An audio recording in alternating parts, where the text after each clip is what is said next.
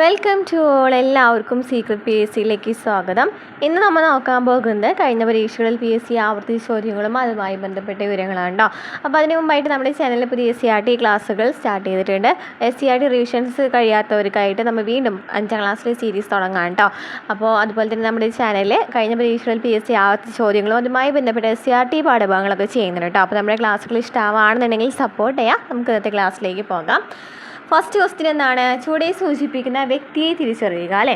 അപ്പോൾ നമുക്ക് കുറച്ച് സ്റ്റേറ്റ്മെൻറ്റ്സ് നൽകിയിട്ടുണ്ട്. ഇതിൽ നിന്ന് നമുക്ക് വ്യക്തിയെ കണ്ടുപിടിക്കണം. ആരാണ് വ്യക്തി നമുക്ക് നോക്കാം. 1898 കൊടുങ്ങല്ലൂരിലാണ് ജനനം. കൊടുങ്ങല്ലൂരിലാണ് ജനിച്ചതെന്ന് പറയുന്നുണ്ട്. 1898 അദ്ദേഹം ജനിച്ചതെന്ന് പറയുന്നുണ്ട്. ഇന്ത്യൻ നാഷണൽ കോൺഗ്രസിൽ സജീവ പങ്കാളിത്തമായിരുന്നു. INS എന്താണ് പറയുന്നത്? സജീവ പങ്കാളിത്തമായിരുന്നു. അതുപോലെ പിൽക്കാലത്ത് സുഭാഷ് ചന്ദ്രബോസിൻ്റെ ഫോർവേഡ് ബ്ലോക്കിൽ ആകൃഷ്ടനായിട്ടുണ്ട്. ഫോർവേഡ് ബ്ലോക്ക് ആരുടെയാണ്? സുഭാഷ് ചന്ദ്രബോസിൻ്റെ ആണല്ലേ. അതിൽ ആകൃഷ്ടനായിട്ടുള്ള ഒരാളാണ്. അടുത്തത് കിട്ടിയ ചിലപ്പോൾ മിക്കവർക്കും കിട്ടും. അൽ അമീൻ ദിനപത്രത്തിൻ്റെ സ്ഥാപകനും എഡിറ്ററുമാണ്. അപ്പോൾ ആരാണ് അൽ അമീൻ എന്ന് പറയുന്ന ദിനപത്രത്തിൻ്റെ സ്ഥാപകനും എഡിറ്ററും? ആരാണ് എഡിറ്റർ? മുഹമ്മദ് അബ്ദുറഹ്മാൻ സാഹിബ് അല്ലേ. മുഹമ്മദ് അബ്ദുറഹ്മാൻ സാഹിബാണ്. അപ്പോൾ ഇതിനെ ആൻസർ പറയുന്നത്. അപ്പോൾ എന്തൊക്കെയാണ് ഇവിടെ പറഞ്ഞത്? അതൊക്കെയാണ് 1898 കൊടുങ്ങല്ലൂരിൽ ജനിച്ചത് ആരാണ്? മുഹമ്മദ് അബ്ദുറഹ്മാൻ സാഹിബ്. അപ്പോൾ മുഹമ്മദ് അബ്ദുറഹ്മാൻ സാഹിബിനെ കുറിച്ച് പഠിക്കാം. കുറേ ക്വസ്റ്റ്യൻ പേപ്പറിൽ നമ്മൾ കണ്ടിട്ടുണ്ട് അല്ലേ. നമ്മുടെ ചാനലിൽ കാണുന്നവർക്കറിയാം. നമ്മുടെ ക്ലാസ്സുകളിൽ പ്രീവിയസ് ക്വസ്റ്റ്യൻ പേപ്പർ ആൻസേഴ്സ് ചെയ്യുന്നുണ്ട്. അപ്പോൾ അതിൽ കുറേ ക്വസ്റ്റ്യൻസ് നമുക്ക് ആവർത്തിക്കുന്ന ചോദ്യങ്ങളൊക്കെ നമുക്ക് ഇന്ന് കണ്ടുപിടിക്കാനായിട്ട് ഈസിയാണ് അല്ലേ. നമുക്ക് ആ ഒരു ഭാഗം ഡീറ്റെയിൽ ആയിട്ട് പഠിക്കാനായിട്ട് പറ്റും ഇനിയുള്ള പരീക്ഷകളിൽ തയ്യാറെടുക്കുന്നവർക്ക്.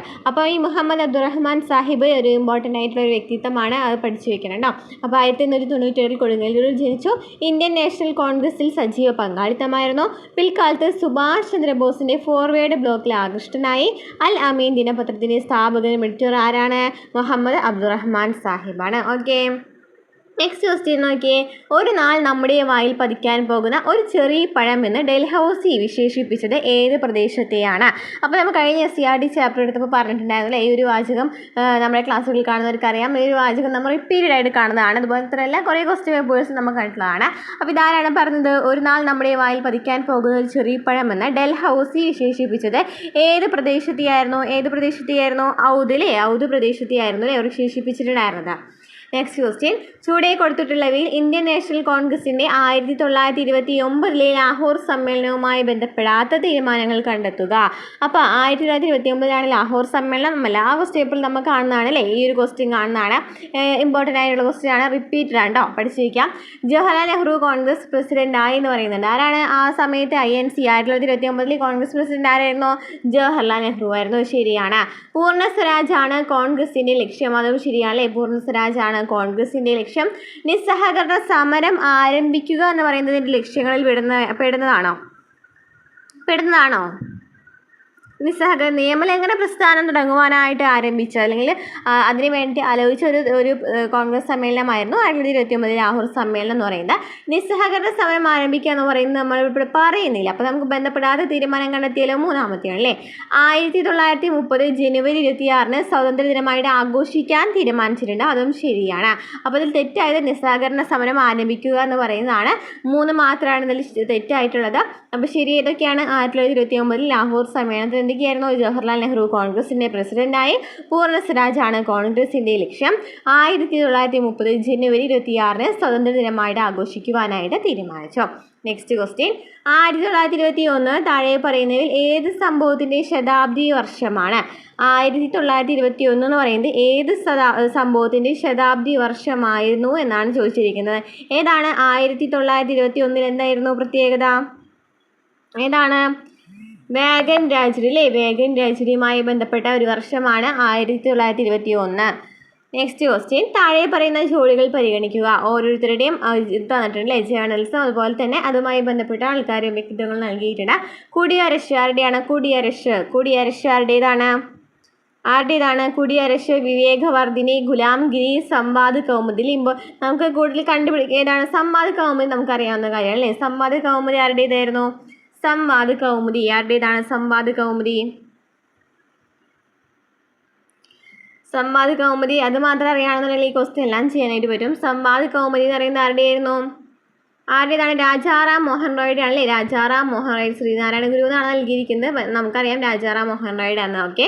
കുടിയരശ് ആരുടേതാണ്? ഇ വി രാമസ്വാമി നായ്ക്കറിനെയാണ് കുടിയരശ്, ഇ വി രാമസ്വാമി നായ്ക്കർ. വിവേകവർദ്ധിനി വീരേശലിംഗം പന്തലു. ഗുലാംഗിരി ജ്യോതി റാവു ഫുലെ, ജ്യോതി റാവു ഫുലെ. അപ്പം നമുക്ക് എന്താണ് കിട്ടിയിട്ടുള്ളത്? തെറ്റായത് സംവാദ കൗമുദി എന്ന് പറയുന്നത് ആരെന്ന് പറഞ്ഞു? രാജാറാം മോഹൻ റോയ് ആണ്. ശ്രീനാരായണ ഗുരു എന്നാണ് കൊടുത്തിരിക്കുന്നത്, തെറ്റാണ്. 1, 2, 3 ആണല്ലേ ശരി വരുന്നത്, 1, 2, 3 ആണ് ശരി. കുടിയരശ് ആരുടേതാണ്? ഇ വി രാമസ്വാമി നായ്ക്കറുടെയാണ്. വിവേകവർദ്ധിനി വീരേശലിംഗം പന്തലു. ഗുലാംഗിരി ജ്യോതി റാവു ഫുലെ, ഗുലാംഗിരി ജ്യോതി റാവു ഫുലെ. നെക്സ്റ്റ് ക്വസ്റ്റ്യൻ, താഴെ കൊടുത്തിട്ടുള്ളവയെ കാലഘടന അടിസ്ഥാനത്തിൽ ക്രമീകരിക്കുക. ഫ്രഞ്ച് വിപ്ലവം എന്നായിരുന്നു? ഫ്രഞ്ച് വിപ്ലവം 1789 ഫ്രഞ്ച് വിപ്ലവം നടന്നത് അല്ലേ. ഇംഗ്ലണ്ടിലെ മഹത്തായ വിപ്ലവം എന്നാണ്? ഇംഗ്ലണ്ടിലെ മഹത്തായ വിപ്ലവം എന്നായിരുന്നു? 1688 ഇംഗ്ലണ്ടിലെ മഹത്തായ വിപ്ലവം നടക്കുന്നത്.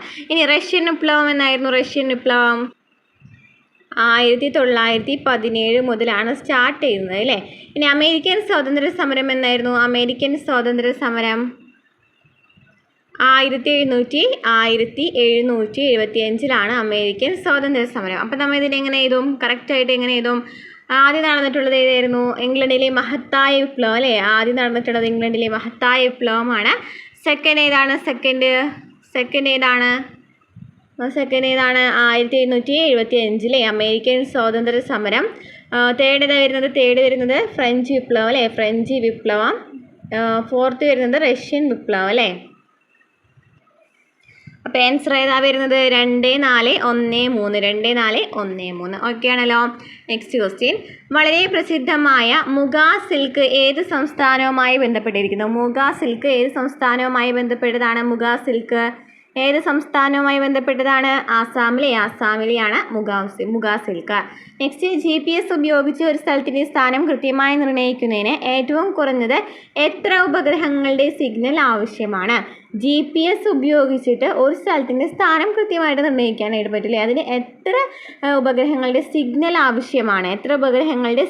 ആവശ്യമാണെന്നാണ് ക്വസ്റ്റ്യൻ. ഏതാണ്? 4 ഉപഗ്രഹങ്ങളുടെ സിഗ്നൽ ആവശ്യമാണ്. നെക്സ്റ്റ് ക്വസ്റ്റ്യൻ, ഒഡീഷയിലെ കോരാപുട്ട് ജില്ലയിൽ നിന്ന് ഉത്ഭവിക്കുന്ന ടെൽ നദി ഏത് നദിയുടെ പോഷക നദിയാണ്? ഇബ് ടെൽ നമ്മൾ പഠിച്ചിട്ടുണ്ടായിരുന്നു അല്ലേ. ഇബ് ടെൽ എന്ന് പറയുന്നത് ഏത് നദിയുടെ പോഷക നദിയാണ്? ഇബ് ടെൽ മഹാനദിയുടെ പോഷക നദികളാണ് ഇബ് ടെൽ. ഒഡീഷയിലെ കോരാപുട്ട് ജില്ലയിൽ നിന്നാണ് ഇത് ഉത്ഭവിക്കുന്നത്.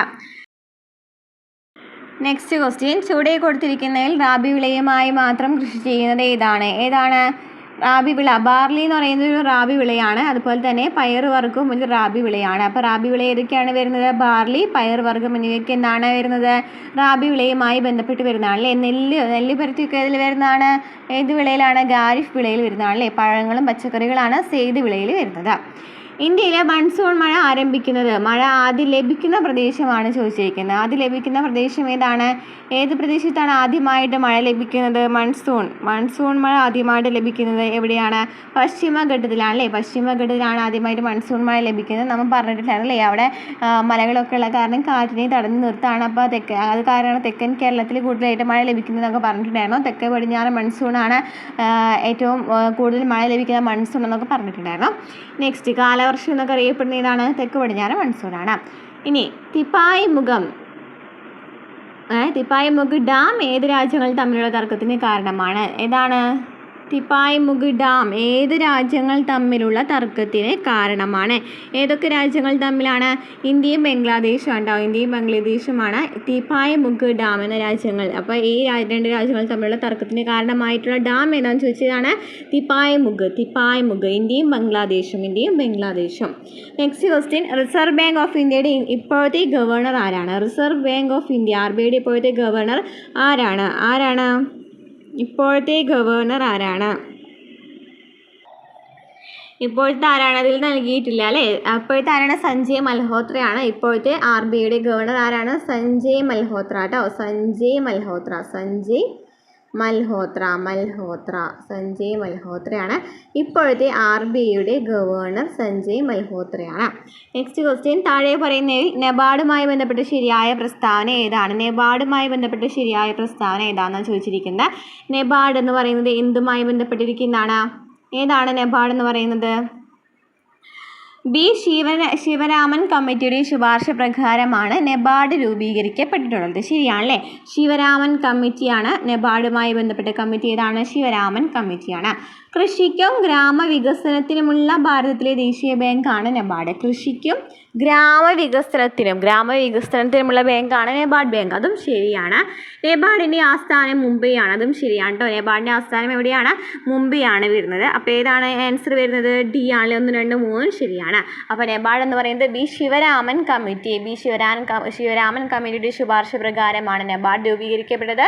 കൃഷിക്കും ഗ്രാമവികസനത്തിനുമായുള്ള ഭാരതത്തിലെ ദേശീയ ബാങ്ക് എന്ന് പറയുന്നതാണ് നബാർഡ്. കൃഷിക്കും ഗ്രാമവികസനത്തിനും. ഇനി നബാർഡിൻ്റെ ആസ്ഥാനം മുംബൈയാണ്. അപ്പോൾ ശിവരാമൻ കമ്മിറ്റി പഠിച്ചു വയ്ക്കുക. കൃഷിക്കും ഗ്രാമവികസനത്തിനുള്ള ബാങ്കാണ് നബാർഡ് ബാങ്ക് എന്നും നബാർഡിൻ്റെ ആസ്ഥാനം മുംബൈ പഠിച്ചു വയ്ക്കുക കേട്ടോ. Next question. വരുമാനവും തൊഴിലും ഉറപ്പാക്കി 6429 കുടുംബങ്ങളെ 100 ദിവസത്തിനുള്ളിൽ അതിദാരിദ്ര്യത്തിൽ നിന്നും മോചിപ്പിക്കുവാൻ കേരള സംസ്ഥാനത്ത് കുടുംബശ്രീ നടപ്പിലാക്കുന്ന പദ്ധതി ഏതാണ്? അതിദാരിദ്ര്യത്തിൽ നിന്ന് മോചിപ്പിക്കുവാനായിട്ട് കുടുംബശ്രീ നടപ്പിലാക്കുന്ന പദ്ധതി ഇതിലേതാണ്? ഏതാണ്? ഉജ്ജീവനം പദ്ധതിയാണ്. വരുമാനവും തൊഴിലും കൊടുക്കുക അല്ലേ? വരുമാനം തൊഴിൽ ഉറപ്പാക്കിയിട്ട് 6429 കുടുംബങ്ങളെ 100 ദിവസത്തിനുള്ളിൽ അതിദാരിദ്ര്യത്തിൽ നിന്നും മോചിപ്പിക്കുവാൻ കേരള സംസ്ഥാനത്ത് കുടുംബശ്രീ നടപ്പിലാക്കിയ പദ്ധതിയാണ് ഉജ്ജീവനം പദ്ധതി. നെക്സ്റ്റ്, ഗോൾഡൻ റവല്യൂഷൻ അല്ലെങ്കിൽ സുവർണ വിപ്ലവം ഏതുമായി ബന്ധപ്പെട്ടതാണ്? സുവർണ വിപ്ലവം ഏതുമായി ബന്ധപ്പെട്ടതാണ്? ഇതിൽ ഏതാണ്? ഹോർട്ടിക്കൾച്ചറാണ്. സുവർണ വിപ്ലവം എന്ന് പറയുന്നത് ഹോർട്ടിക്കൾച്ചറാണ്. സുവർണ വിപ്ലവം ഏതാണ്? ഹോർട്ടിക്കൾച്ചറാണ്. ഇനി മുട്ട എന്ന് പറയുന്നത് എന്താ വിപ്ലവമാണ്? മുട്ട എന്ന് പറയുന്നത് ഏത് വിപ്ലവമാണ്? ഏതാണ്? രജത വിപ്ലവമാണ്. മുട്ട വിപ്ലവം എന്ന് പറയുന്നത് എന്താണ്? രജത വിപ്ലവവുമായി ബന്ധപ്പെട്ടിരിക്കുന്നതാണ്. മത്സ്യകൃഷി എന്താണ്? പിസികൾച്ചറാണല്ലേ? പിസികൾച്ചർ എന്നാണ് മത്സ്യകൃഷി എന്ന് പറയുന്നത്. അല്ലെങ്കിൽ എന്താ പറയുക? മുട്ടയുടെ സിൽവർ കൾച്ചർ എന്ന് പറയാം അല്ലേ? Next question. ലോകത്തിൽ ഏറ്റവും കൂടുതൽ പാൽ ഉൽപ്പാദിപ്പിക്കുന്ന രാജ്യം ഏതാണ്? ഏറ്റവും കൂടുതൽ പാൽ ഉൽപ്പാദിപ്പിക്കുന്ന രാജ്യം ഏതാണ്? ഇന്ത്യ ഉണ്ടോ? ഇന്ത്യയിലാണ് ഏറ്റവും കൂടുതൽ പാൽ ഉൽപ്പാദിപ്പിക്കുന്നത്. നെക്സ്റ്റ്, ഇന്ത്യൻ പ്ലാനിങ്ങിൻ്റെ ശില്പി എന്നറിയപ്പെടുന്നത് ആരാണ്? PC മഹലാനോബിസ് ആണ് അല്ലേ? ഇന്ത്യൻ പ്ലാനിങ്ങിൻ്റെ ശില്പി എന്നറിയപ്പെടുന്ന ആരാണ്? PC മഹലാനോബിസ് ആണ് ഇന്ത്യൻ പ്ലാനിങ്ങിൻ്റെ ശില്പി. ഓക്കെ. Next question. ധനബില്ലിനെ സംബന്ധിച്ചുള്ള ഇന്ത്യൻ ഭരണഘടനാ അനുച്ഛേദം മണി ബില്ലുമായി ബന്ധപ്പെട്ട അനുച്ഛേദം ഇതിലേതാണ്? മണിബില്ലുമായി ബന്ധപ്പെട്ട അനുച്ഛേദം ഏതാണ്? 109. താഴെ കൊടുത്തതിൽ കൺകറന്റ് ലിസ്റ്റിൽ ഉൾപ്പെടുന്നത് ഏതൊക്കെയാണ് കൺകറന്റ് ലിസ്റ്റിൽ ഉൾപ്പെടുന്നത്? മായം ചേർക്കൽ തൊഴിലും തൊഴിലാണ് കൺകറന്റ് ലിസ്റ്റിൽ ഉൾപ്പെടുന്നത്. 2, 3 ആണ് ആൻസർ വരുന്നത് കേട്ടോ. 2, 3 ആണ്. മായം ചേർക്കലും തൊഴിലാണ് കൺകറന്റ് ലിസ്റ്റിൽ ഉൾപ്പെടുന്നത്. Next question. താഴെ കൊടുത്തിരിക്കുന്നതിൽ തെരഞ്ഞെടുപ്പ് കമ്മീഷൻ്റെ ചുമതല. ക്വസ്റ്റ്യൻ പേപ്പറിൽ റിപ്പീറ്റഡ് ആയിട്ട് കാണുന്ന ക്വസ്റ്റ്യൻ ആണല്ലേ? തെരഞ്ഞെടുപ്പ് കമ്മീഷൻ്റെ ചുമതലകൾ ഏതൊക്കെയാണ്? സംവരണ മണ്ഡലങ്ങൾ നിശ്ചയിക്കുന്ന ആരാണ്? തെരഞ്ഞെടുപ്പ് കമ്മീഷനാണ് സംവരണ മണ്ഡലങ്ങൾ നിശ്ചയിക്കുന്നത്. ആണോ?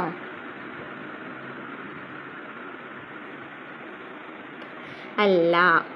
വോട്ടർ പട്ടിക നിശ്ചയിക്കുന്നത് ആരാണ്? തെരഞ്ഞെടുപ്പ് കമ്മീഷനാണ് വോട്ടർ പട്ടിക നിശ്ചയിക്കുന്നത്. അതുപോലെ തന്നെ രാഷ്ട്രീയ പാർട്ടികൾക്ക് ചിഹ്നങ്ങൾ അനുവദിക്കുന്നത്, നോമിനേഷൻസ് പുറത്തിറക്കുന്നത് അല്ലേ? തെരഞ്ഞെടുപ്പ് പ്രഖ്യാപനമൊക്കെ ചെയ്യുന്ന ആരാണ്? അതുപോലെ തന്നെ നാമനിർദ്ദേശ പത്രിക തയ്യാറാക്കൽ, ഫലപ്രഖ്യാപനം ഇതൊക്കെ ചെയ്യുന്ന തെരഞ്ഞെടുപ്പ് കമ്മീഷനാണ്. പഞ്ചായത്ത് തെരഞ്ഞെടുപ്പിന് മേൽനോട്ടം വഹിക്കുക എന്ന് പറയുന്നതും തെരഞ്ഞെടുപ്പ് കമ്മീഷനിൽ വരുന്നതല്ല. അപ്പോൾ ഇതിൽ ചോദിച്ചിരിക്കുന്നതാണ് തെരഞ്ഞെടുപ്പ് കമ്മീഷൻ്റെ ചുമതല ഏതാണെന്നാണ് ചോദിച്ചിരിക്കുന്നത്. അപ്പോൾ ആൻസർ ഏതാണ് വരിക? ബി ആണ്. വോട്ടർ പട്ടിക തയ്യാറാക്കൽ മാത്രമാണ് ഇതിൽ ആൻസർ വരുന്നത്. Next question. ഭരണഘടനാ നിർമ്മാണ സഭയുടെ ആദ്യ സമ്മേളനം നടന്നത് എവിടെയാണ്? ഏത് വർഷമാണ് ആദ്യത്തെ സമ്മേളനം നടക്കുന്നത്? 1949 ഡിസംബർ 9 ഡൽഹിയിൽ വെച്ചാണ്. 1949 ഡിസംബർ 9 ഡൽഹിയിൽ വെച്ചാണ് ഭരണഘടനാ നിർമ്മാണ സഭയുടെ ആദ്യത്തെ സമ്മേളനം നടക്കുന്നത്. നെക്സ്റ്റ്, തദ്ദേശ സ്ഥാപനങ്ങൾക്ക് ഭരണഘടനാപരമായ അംഗീകാരം നൽകണമെന്ന് 1989 ശുപാർശ ചെയ്ത ആരാണ്? തദ്ദേശ സ്ഥാപനങ്ങൾക്ക് ഭരണഘടനാപരമായ അംഗീകാരം നൽകണമെന്ന് 1989 ശുപാർശ ചെയ്തത് ആരാണ്? ശുപാർശ ചെയ്ത ആരാണ്? പി.കെ. തുങ്കൻ കമ്മിറ്റി. 1989 പഠിച്ചേക്ക്, ഇയർ പഠിച്ചേക്കണം കേട്ടോ. 1989 പി.കെ. തുങ്കൻ കമ്മിറ്റി. ഏതുമായിട്ട് വരുന്നതാണ്? തദ്ദേശ സ്ഥാപനങ്ങൾക്ക് ഭരണഘടനാപരമായ അംഗീകാരം നൽകണമെന്ന് പറഞ്ഞ കമ്മിറ്റിയാണ്. നെക്സ്റ്റ്, താഴെ കൊടുക്കുന്നതിൽ ഹൈക്കോടതിക്ക് നൽകാൻ കഴിയുന്ന ഉത്തരവ് ഏതാണ്? ഹൈക്കോടതിക്ക് നൽകാൻ കഴിയുന്ന ഉത്തരവാണല്ലേ ചോദിച്ചിരിക്കുന്നത്. ഹൈക്കോടതിക്ക് ഏതാണ് ഉത്തരവ് വരുന്നത്? ഇത് 3 പേര്, ഹേബിയസ് കോർപ്പസ്, കോ വേറൻറ്റോ, സെർഷ്യറി, 5 റിട്ടുകളല്ലേ ഉള്ളത് ടോട്ടലായിട്ട്. അപ്പോൾ അതൊക്കെ ഹൈക്കോടതിക്കും അതുപോലെ തന്നെ സുപ്രീം കോടതിക്കും റിട്ടുകൾ പുറപ്പെടുവിക്കാനുള്ള അധികാരമുണ്ട് അല്ലേ. ആർട്ടിക്കിൾ 32 പ്രകാരമാണെങ്കിൽ സുപ്രീം കോടതിക്ക് റിട്ടുകൾ പുറപ്പെടുവിക്കാനുള്ള അധികാരമുണ്ട്. 226 ആണെങ്കിൽ ഹൈക്കോടതിക്ക് പുറപ്പെടുവിക്കാനുള്ള അധികാരം ഉണ്ട്. അപ്പോൾ ഇതിൽ ഏതാണ് വരുന്നത്? ആൻസർ 1, 2, 3 അല്ലേ. ഹേബിയസ് കോർപ്പസ്, കോ വേറൻറ്റോ, സെർഷ്യറി, മൻഡാമസ് എന്നിവയൊക്കെ എന്താണ്? പ്രൊഹിബിഷൻ എന്നിവയൊക്കെ എന്താണ്? റിട്ടുകളാണ് അല്ലേ. നെക്സ്റ്റ് ക്വസ്റ്റ്യൻ, താഴെ കൊടുത്തതിൽ നിർദ്ദേശക തത്വങ്ങളിൽ ഉൾപ്പെടുന്നത് ഏതാണ്? നിർദ്ദേശക തത്വങ്ങൾ ഏതാണ്? പാർട്ട് ഏതിലാണ് വരുന്നത്? പാർട്ട് 4 നിർദ്ദേശക തത്വങ്ങൾ വരുന്നത്. എത്ര മുതലാണ്? ആർട്ടിക്കിളിൽ പറയുകയാണെങ്കിൽ 36 മുതൽ 51 വരെയാണ് വരുന്നത്. അപ്പോൾ ഇതിൽ ഏതാണ് വരുന്നത്? അന്തർദേശീയ സമാധാനവും സുരക്ഷിതത്വവും. ആർട്ടിക്കിൾ 51 വരുന്നതാണ് അന്തർദേശീയ സമാധാനവും സുരക്ഷിതത്വവും. അതുപോലെ തന്നെ പരിസ്ഥിതി സംരക്ഷണം എന്ന് പറയുന്നത് മാർഗ്ഗനിർദ്ദേശക തത്വങ്ങളിൽ ഉൾപ്പെടുന്നവയാണ്. അപ്പോൾ മാർഗ്ഗനിർദ്ദേശക തത്വങ്ങളിൽ ഉൾപ്പെടുന്നത് ഏതാണ് പറഞ്ഞത്? ഡി അല്ലേ. 2ഉം 4ആണ് ഇതിൽ ശരി ആൻസർ. നെക്സ്റ്റ്, സ്വത്തവകാശത്തെ മൗലിക അവകാശങ്ങളുടെ പട്ടികയിൽ നിന്ന് ഒഴിവാക്കിയ ഭരണഘടനാ ഭേദഗതി എല്ലാ ക്വസ്റ്റ്യൻ പേപ്പറിലും കാണുന്നതാണ്. ഏതാണ്? 44 ഭേദഗതിയാണ്. 1978 44 ഭേദഗതിയാണ്. Next, Indian parliament Jammu Kashmir പുനഃസംഘടനാ നിയമം അംഗീകരിച്ചതെന്നാണ്? പാർലമെൻറ്റ് അംഗീകരിച്ച ദിവസമാണ് ചോദിച്ചിരിക്കുന്നത്. ജമ്മു കാശ്മീർ പുനഃസംഘടനാ നിയമം പാർലമെൻറ്റ് അംഗീകരിച്ചത് എന്നാണ്? 2019 ഓഗസ്റ്റ് 5 കേട്ടോ. ഓഗസ്റ്റ് 5 പാർലമെൻറ്റ് അംഗീകരിക്കുന്നത്. 2019 ഓഗസ്റ്റ് 5. നെക്സ്റ്റ്, കേരളത്തിൽ 14ാം പഞ്ചവത്സര പദ്ധതി കാലം ഏതാണ്? 14ാമത്തെ പഞ്ചവത്സര പദ്ധതി കേരളത്തിലെ കാലമാണ് ചോദിച്ചിരിക്കുന്നത്. അപ്പോൾ കേരളത്തിലെ 14ാമത്തെ പഞ്ചവത്സര പദ്ധതി ഏതാണ്? 2022 മുതൽ 2027 വരെയാണ്. 2022 മുതൽ 2027 വരെ. നെക്സ്റ്റ്, താഴെ കൊടുത്തിരിക്കുന്നതിൽ കേരള സാമൂഹ്യ സുരക്ഷാ മിഷൻ പദ്ധതി അല്ലാത്തത് ഏതാണ്? കേരള സാമൂഹ്യ സുരക്ഷാ മിഷൻ പദ്ധതി അല്ലാത്തത് ഏതാണ്? കുറച്ച് പദ്ധതികൾ നൽകിയിട്ടുണ്ട്. ഇത് സാമൂഹ്യ സുരക്ഷാ മിഷൻ പദ്ധതി അല്ലാത്തതാണ് ചോദിച്ചിരിക്കുന്നത്. നോക്കാം. താലോലം എന്ന് പറയുന്ന ഒരു പദ്ധതിയാണ്. സ്നേഹപൂർവ്വം, ശ്രുതി തരംഗമൊക്കെ സാമൂഹ്യ സുരക്ഷാ പദ്ധതിയാണ് അല്ലേ. കുടുംബശ്രീ എന്ന് പറയുന്ന ഒരു പദ്ധതിയായിട്ട് വരുന്നില്ല. അപ്പോൾ താലോലം എന്ന് പറയുന്നത് എത്രയാണ്? 18 വയസ്സിന് താഴെയുള്ള പിള്ളേർക്ക് വേണ്ടിയിട്ടുള്ളതാണ് അല്ലേ താലോലം എന്ന് പറയുന്നത്. രോഗം ബാധിച്ചവർക്ക് വേണ്ടിയിട്ടുള്ളതാണ്. സ്നേഹപൂർവ്വം ഏതാണ്? സ്നേഹപൂർവ്വം എന്ന് പറയുന്നത് എയ്ഡ്സ് ബാധിച്ചവർക്ക് വേണ്ടിയിട്ടുള്ളതാണ് അല്ലേ. അതുപോലെ തന്നെ ശ്രുതി തരംഗം എന്താ? കോഗ്ലിയം മ്ലനേഷനൊക്കെ പദ്ധതികളൊക്കെ ഓർമ്മയുണ്ടല്ലോ അല്ലേ. നമ്മൾ ഇതിനെക്കുറിച്ച് ഡീറ്റെയിൽ ആയിട്ട് പദ്ധതികൾ എന്ന് പറയുന്ന ഒരു ക്ലാസ് ചെയ്തിട്ടുണ്ട് കേട്ടോ. അപ്പോൾ ക്ലാസ്സുകൾ കാണാത്തിട്ടുണ്ടെങ്കിൽ പോയി കാണുന്നതിനെക്കുറിച്ച് നമ്മൾ ഡീറ്റെയിൽ ആയിട്ട് പറയുന്നുണ്ട്. ഓക്കെ, അപ്പോൾ അതിൽ കുടുംബശ്രീ വരുന്നില്ല. നെക്സ്റ്റ് ക്വസ്റ്റ്യൻ, കേരള സംസ്ഥാന സാമ്പത്തിക കമ്മീഷൻ രൂപം കണ്ട ഭരണഘടനാ അനുച്ഛേദം. കേരള സംസ്ഥാന സാമ്പത്തിക കമ്മീഷൻ രൂപം കണ്ട ഭരണഘടനാ അനുച്ഛേദമാണ് ക്വസ്റ്റ്യൻ ചോദിച്ചിരിക്കുന്നത്. എന്താണ് 243 ഐയും 243 വൈ ഐ വൈ ആണ് കേട്ടോ. 243 ഐ വൈ ആണ് കേരള സംസ്ഥാന സാമ്പത്തിക കമ്മീഷൻ രൂപം കണ്ട ഭരണഘടനാ അനുച്ഛേദം. അപ്പോൾ ഇത്രയൊക്കെയാണ് ഇന്നത്തെ ക്ലാസ്സിൽ നമ്മൾ എടുക്കാനായിട്ട് ഉദ്ദേശിക്കുന്നത്. അപ്പോൾ അടുത്ത ക്ലാസ്സുമായിട്ട് വീണ്ടും കാണാം. അതിന് മുമ്പ് നമ്മുടെ ചാനൽ ഇഷ്ടമാണെങ്കിൽ സപ്പോർട്ട് ചെയ്യാം.